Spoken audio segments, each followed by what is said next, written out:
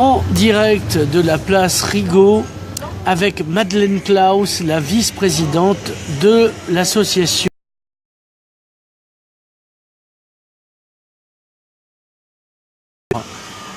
Qu'est-ce que c'est que... Alors, qui est Walter Benjamin? On va mettre les choses dans l'ordre.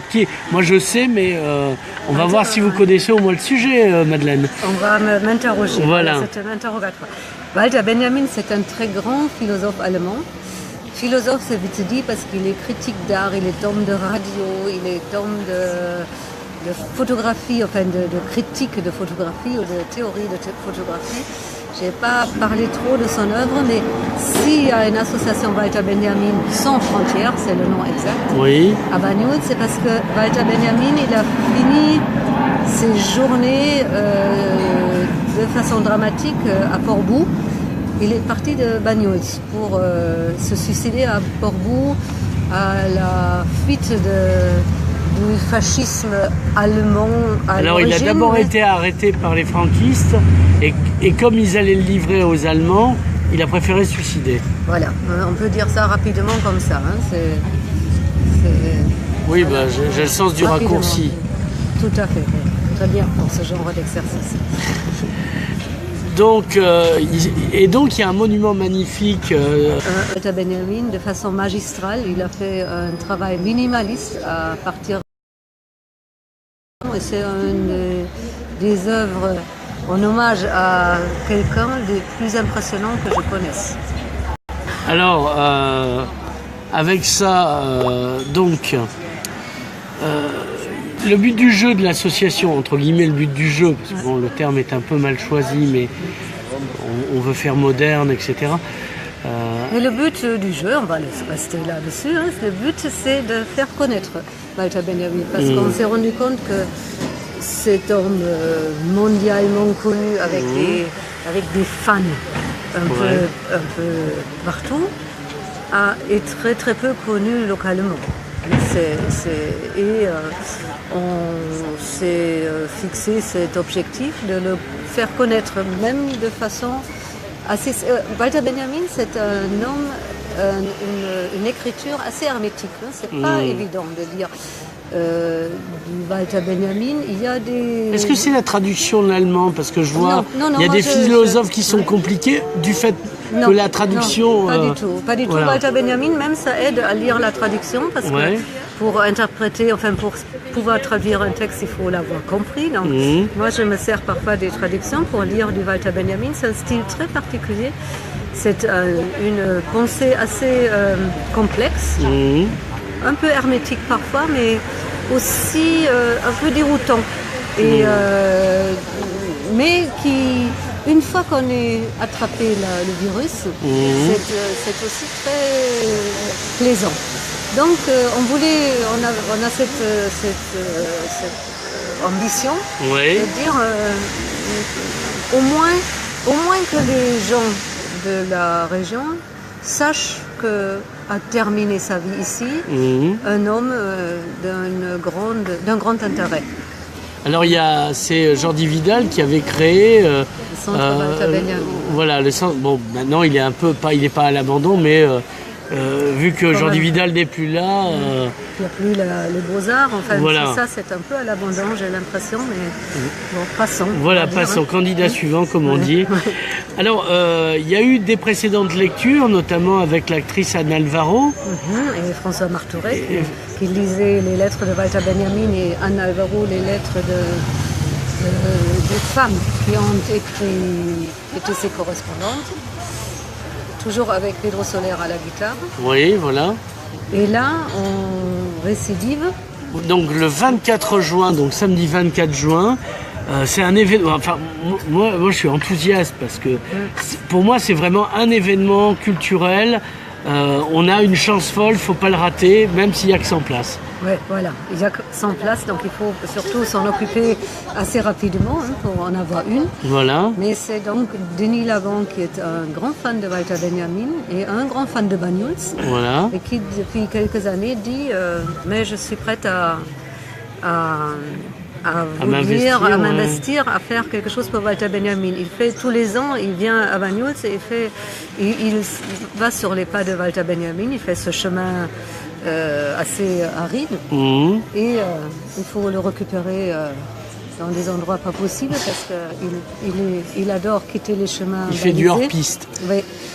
Et il nous a proposé le journal de Moscou. Il a des affinités avec la Russie. Et le journal de Moscou, c'est un texte pas très connu. Moi qui aime beaucoup l'œuvre de Walter Benjamin, je ne connais pas tout, mais le journal de Moscou, je ne connaissais vraiment pas.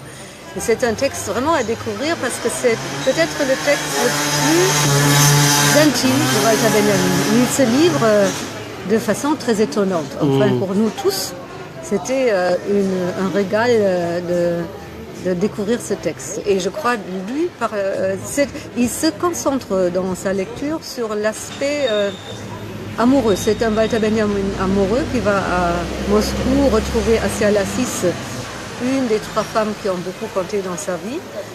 Elle est souffrante, et elle est avec un autre homme de théâtre allemand.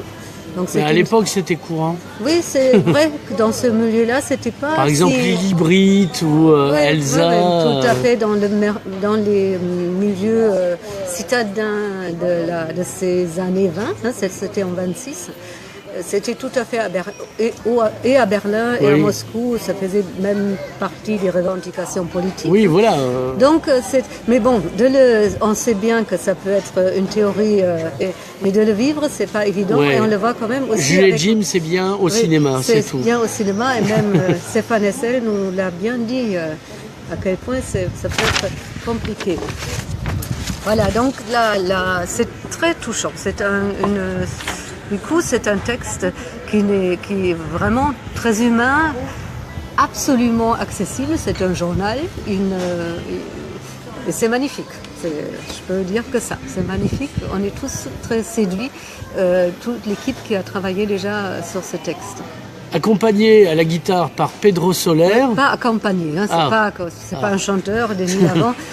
Il n'accompagne pas. Il est à la guitare, il donnera quelques notes de guitare dans cette lecture. Voilà. Pedro, dont c'est l'anniversaire au passage. C'est aujourd'hui son anniversaire. Voilà, et il a 20 ans. 4 fois, m'a dit quasiment. Mais bon. Il a pas encore tout à fait 4 fois 20 ans, mais presque.